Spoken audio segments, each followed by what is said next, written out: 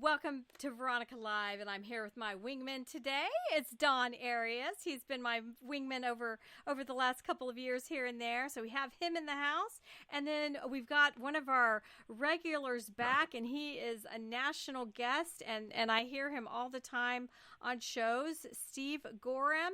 He's the executive director of the Climate Science Coalition of America, and you've written numerous books, and your latest one on this crazy subject, climate change, is The Green Breakdown, The Coming Renewable Energy Failure. And it's wonderful because I've read it, and, you know, it's a very difficult subject, but it's so much fun. So welcome back, Steve, to Veronica Live. Hey, Veronica. Great to join you again. Hi, Don. Yeah. Hey, Steve. How are you? Well, I'm doing great.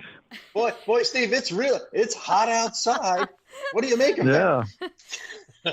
The other day It's when weather. I left It's the Florida, summer. it was 113, Steve, and I flew to Phoenix, and it was 109, but much better in Phoenix, I have to say. So tell us, is climate change real? We always have to start there. Of course it's real. I've never met a person, any sort of intelligent person, who doesn't think the climate is changing. Unfortunately, President Biden recently said the Republicans don't think the climate changes in one of his statements, which is really a mischaracterization. The real question is, what causes climate change? Is it your neighbor's sport utility vehicle, or is it all the forces of Earth and nature and the solar system we sit in, which really are the powerful forces? They dominate climate.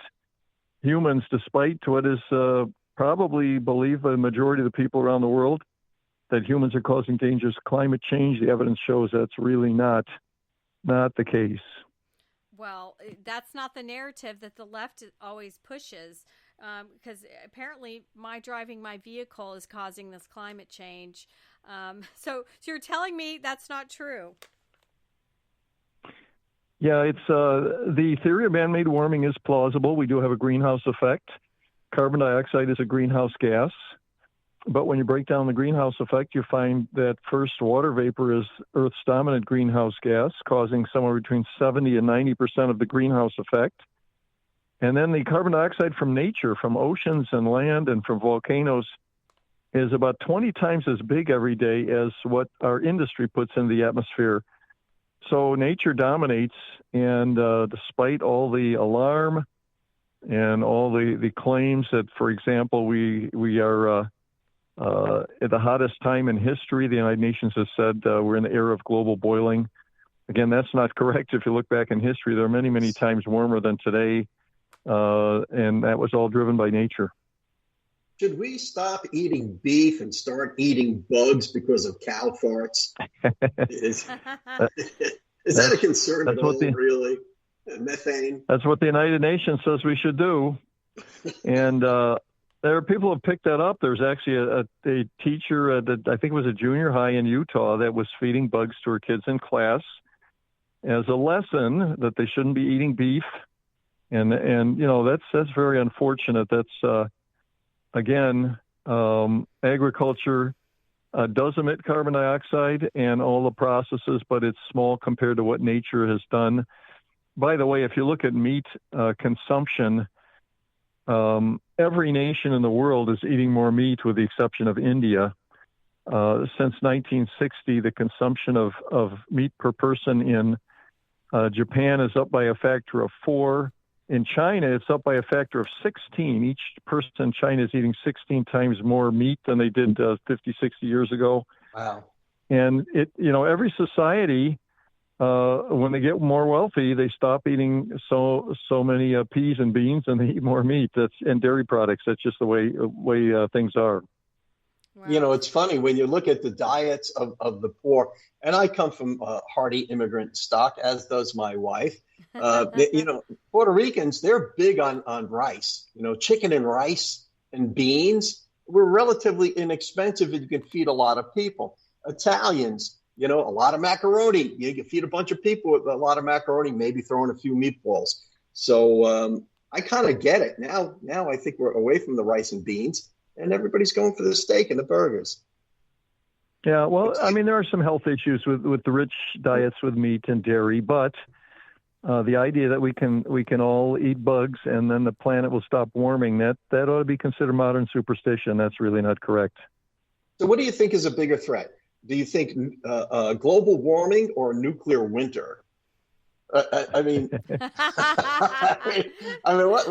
what would be more of a cataclysm? What has a higher probability of happening?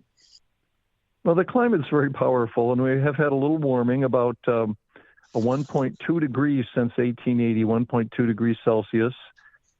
But I think we have less control over that, and what we need to do with climate is adapt. We can't stop the oceans from rising. We need to build seawalls. We need to do other things to adapt to the climate. Nuclear war is a whole other thing. That's really a human-created thing, and so there we have all sorts of influence on what can happen and what can't happen. Hopefully, we won't get to the state where that ever becomes a possibility. So we've got elections coming up, and I want you to help us break this down. Why is President Trump administration better over Kamala, the greenhouse energy lady? Well, in my opinion, he is really more correct. Our Vice President Kamala Harris and her new candidacy, she has said in the past, quote, "Climate change has become a climate crisis, and a threat has now become a reality."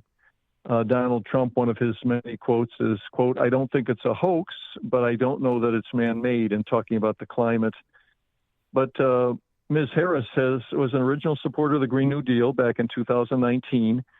And the Green New Deal called for elimination of vehicles and gasoline vehicles, replace them with electric vehicles, called for everybody to use electric home appliances. And she was also against hydraulic fracturing, which about 70 or 80% of the oil and gas that we produce uses hydraulic fracturing. And we are the biggest producer of oil and gas in the world, the biggest exporter of those things as well, and a tremendous power in our economy. So, what happens in the election is going to be a big, big deal. By the way, President Trump has said he was in Wisconsin recently, and I'm going to quote him here. He said, quote, "I will impose an immediate moratorium on all new spending grants and giveaways under the Joe Biden mammoth socialist bills like the so-called Inflation Reduction Act. We're going to save all that money. It's not helping you at all." It really is amazing the amount of money that the federal government is shoveling into renewables right now. During the Biden administration, it was about $15 billion a year to wind and solar and other things. It went down in the Trump administration. It's climbed back up again under President Biden. And now, with the Inflation Reduction Act, the Cato Institute is projecting that in fiscal year 2025, which we've just entered, there's going to be $80 billion going to renewables in terms of subsidies and tax credits and all the rest. Just vast, vast amounts of money. And we have whole industries that are only based on these subsidies. Carbon dioxide capture, a green hydrogen industry, carbon dioxide pipelines in the Midwest. A lot of these vehicle charging stations are all based on federal subsidies, and that is all. So depending on who wins the election, if Mr. Trump gets in, we're going to have a whole lot of that canceled and a lot of projects that are stopped. If Ms. Harris gets in, we're going to continue to have all these subsidies that are going to these industries, which, in my opinion, really don't make any economic sense. Well, on my trip to Phoenix, I had never seen this before, was the Waymo, which is the self-driving electric car with no driver. Yeah. And I kept seeing them, and I Googled, they start at like $72K. Now, the one reason I like the Waymo is because when you're a woman and you get in an Uber or a taxi, you've got some scary driver. I was loving this thing because I kept seeing it, and I wouldn't have to deal with a scary driver. So is that part of the future? You know, is this a crazy idea? I literally saw them every single day running around Phoenix. Well, that's interesting. I think automatic driving is going to get here eventually. I think it's a little bit not quite there yet. And even electric vehicles, they continue to gain share globally. They are penetrating world markets, and they're great for some people. EVs, if you have it's your second car, and if you can charge at home, it's great. But if you're up in cold weather and you don't have a heated garage, or you have to stretch a cable over the sidewalk to charge public walkway, that's not a good idea. The big problem is the government trying to force this with the idea that we can make the storms less severe if we all drive electric vehicles. Again, modern superstition. Right, right.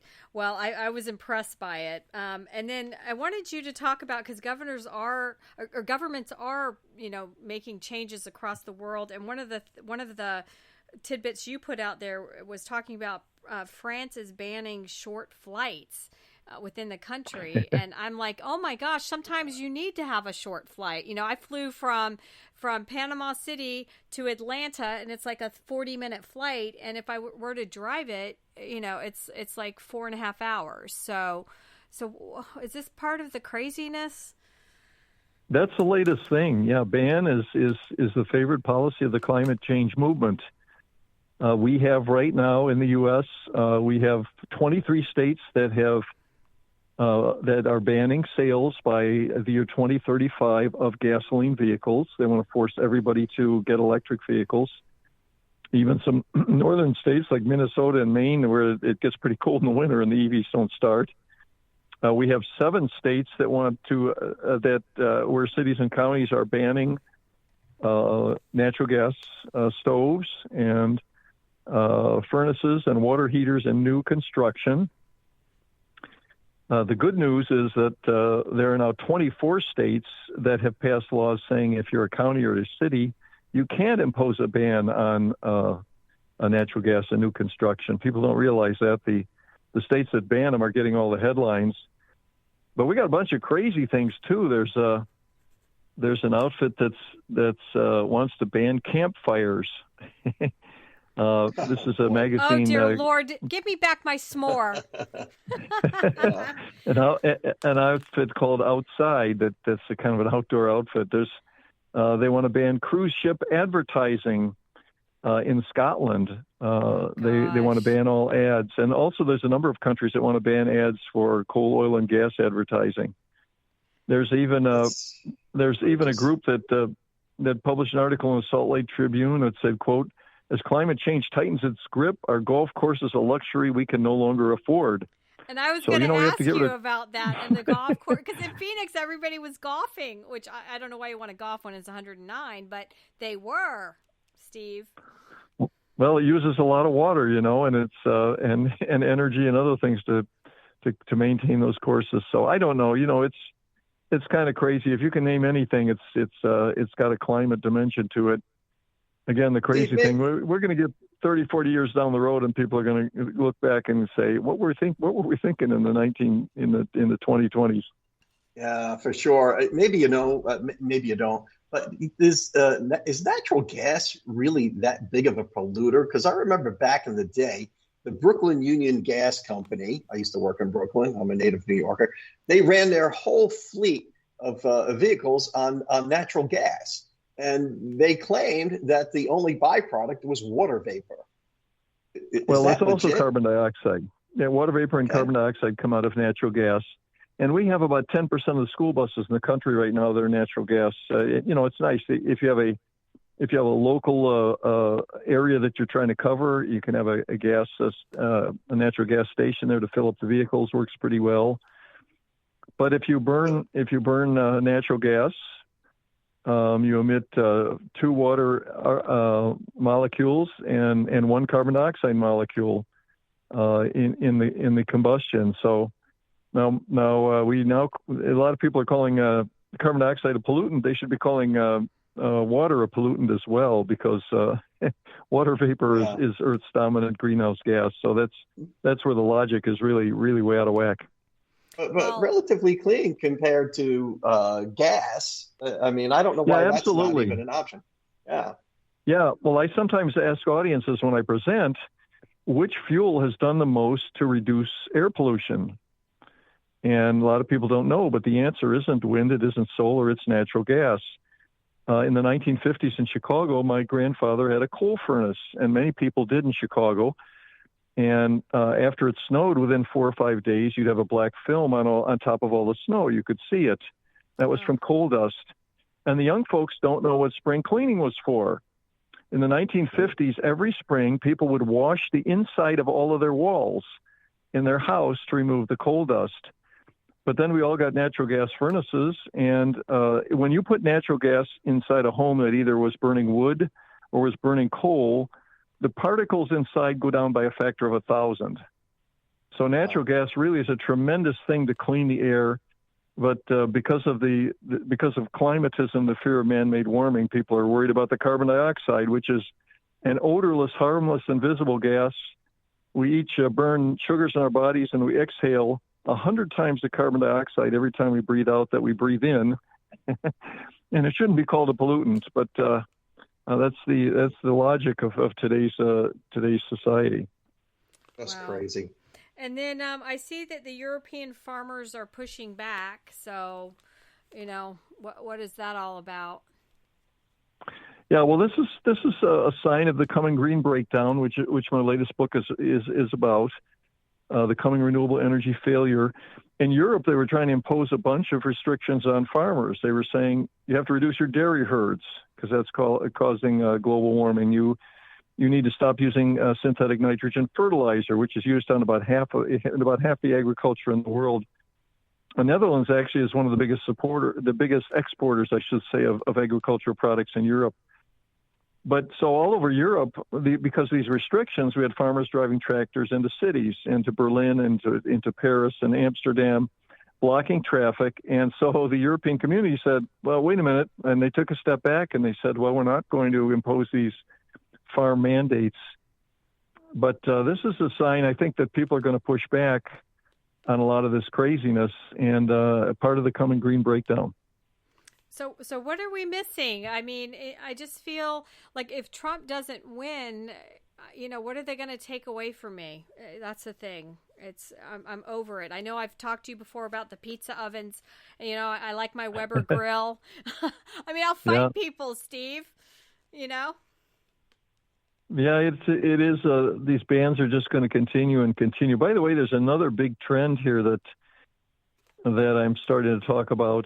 We have a worldwide epidemic right now, and it's not a version of COVID. It's battery fires. Lithium batteries are burning up all over the place, and not just in electric cars. But I don't know if you saw the recent news. They're producing these big grid-scale batteries, these big batteries that sit on the electrical grid and try and back up wind and solar. California and New York are pushing those because they want to go to 100% wind and solar. And these things tend to burn up. We just had one catch fire on a truck on I-15 near Baker, California, and it blocked the interstate for more than 2 days. They couldn't put this thing out. It was out in the desert. There were no roads. They had to bring water to people that were out there that couldn't turn around. That would be, I guess, a Class D fire. Is what we would call. I'm a former New York City firefighter. Oh, so a right. Class D fire, you got to foam that thing up and just hope for the best. So. They do, and they emit a bunch of gases. So I got a question for you then. Do you know what the biggest source of fires in New York City is right now? The biggest source of fires in New York City now? Yeah. It's not cooking. Mm-hmm. It's not smoking. It used to be kitchens. It's e-bike batteries. Oh my gosh. Last year they had more than 200 fires from e-bike lithium batteries, and more than a dozen people have been killed over the last 3 years. And they just park these things, on the first floor in a storage area, or if they have a garage, and they just self-ignite. And, wow! I took one this spring in New York, actually riding down the Hudson, and I was a little nervous because it went so fast. Now I'm scared even more. They had the same problem with those. The kids had these hoverboards that were bursting into flames too a while back. They had a big recall on them. They might be. Toronto has had 55 fires last year. They're having them in Vancouver. All over Australia, they're having these things. I've told, we have a condo in Virginia Beach. We spend part of our time down there, and I've told my manager, I don't want anybody renting it with one of these EVs. Some of the EVs can be very good, but if you buy an inexpensive one and they haven't been tested, these things just tend to ignite. So they're big problems. By the way, another example, there's a battery factory in Scotland this is just in the last month, like the thing in California, battery factory in Scotland that went up. It was a recycling factory for lithium batteries. It ignited. It took 10 fire departments and more than 50 firefighters to eventually put it out. Oh my gosh. So we have a lot of issues with these things, and we have these governments trying to put batteries in everything, in planes and grid batteries and cars, and it's just not a good sign here. We'll just have to see how that goes. Yeah, Wow. lithium batteries, I think, are getting more popular now. Like, I have a golf cart, right? And you can get them with lithium batteries now. I've got an RV, and I know other RV owners who are replacing their coach batteries with lithium batteries, because they're lighter, and you can get one battery to replace two if it's lithium. But I guess it comes with a big downside. Well, they have more power. Let me give you another example, though. Our Vice President Kamala Harris has gushed about electric school buses. She's had a number of places where and I have all these pictures of buses burning up in Paris, in New Jersey, in London, in China, and these things. It used to be if you drive a diesel school bus and the thing starts to burn, you get out with your extinguisher and you put out the fire. You can't do that with these buses; they just explode. There's this one picture of a bus stop at an intersection in China, and people are literally jumping out of the door trying to get off this burning school bus. Oh my gosh. So Lord God forbid that we put all these things in schools and then we end up with kids on them and burning buses. I don't want to see that, but we ought to just be careful. You think the collapse of this whole, and it's actually borders on religious zeal, even if we all got into these electric vehicles and we electrified transportation across the country, could our grid even come close to supporting the demands? Well, that's another thing, too. I think I talked to you guys about the coming electricity shortage over the next decade. I think we talked about that in a previous episode. I think we have. And but it's so but serious. there's going to be a big imbalance. Steve, like when they had the storms recently in Houston, like there's people for 2 weeks that didn't have electricity, and now you factor in you can't plug your car in. I think it's going to be a huge problem. Well, the big thing there is artificial intelligence. Artificial intelligence is going to take, when they upgrade these data centers to do AI, they're going to consume about 10 times as much electricity as they are now. But Don, you mentioned electricity for vehicles. One example is California that has said they want all new heavy trucks to be electric. They just set up a charging station in California. I don't have the location at the tip of my tongue, but with a lot of state money, it can charge 32 heavy trucks at once. But if you were to put 32 heavy trucks on there, you use as much electricity as a city of 200,000 people, like San Bernardino. I mean, they just use vast amounts of electricity to try and do this. So there are just so many facets of this that don't make economic sense. And that's why a lot of this is going to break down. And Steve, I don't know if you saw this. You probably California was having electrical grid problems, and they actually sent out a notice asking EV owners not to recharge their cars for a couple of days until how do you do that? Yeah, I've actually that's one of the sidebars in Green Breakdown that California put that notice out, and Texas did that last summer too. Texas had 10 electricity shortage alerts last year. They didn't have any big blackouts, but they had 10 alerts and didn't want people to run their air conditioner, didn't want them to charge their cars. And unfortunately, we're going to see more of that as more and more of this electricity goes into these data centers and less is available for the people. So Steve, I'll give you another example. Go ahead. No, go ahead. Well, Texas had a record demand of 85 gigawatts of electricity right about now, and they just upped their forecast by 2030 because of all the artificial intelligence and the Bitcoin and that sort of thing. They say they're going to need 155 gigawatts. They have to almost double their electricity in 5 years, and they don't have the foggiest idea how they're going to do that. But this is what many states are facing because of this imbalance with electricity, and none of them forecasted this, so it's going to be pretty interesting. So Steve, were you political before, or when these administrations start forcing this on us, that makes you political? Or Well, you're I'm still still kind not of a political. neutral kind of guy? I don't know how you I'm can be, because it seems like the I'm left is officially an crazy. independent. Okay. Well, I'm happy to criticize the Republicans just as well. A lot of the Republican position on this is, yeah, we're causing dangerous global warming, but it's just too expensive. That's a lot of things that you hear, and that is incorrect. So I'm happy to criticize those folks as well. Again, the only reasonable solution to climate change and global warming is adaptation.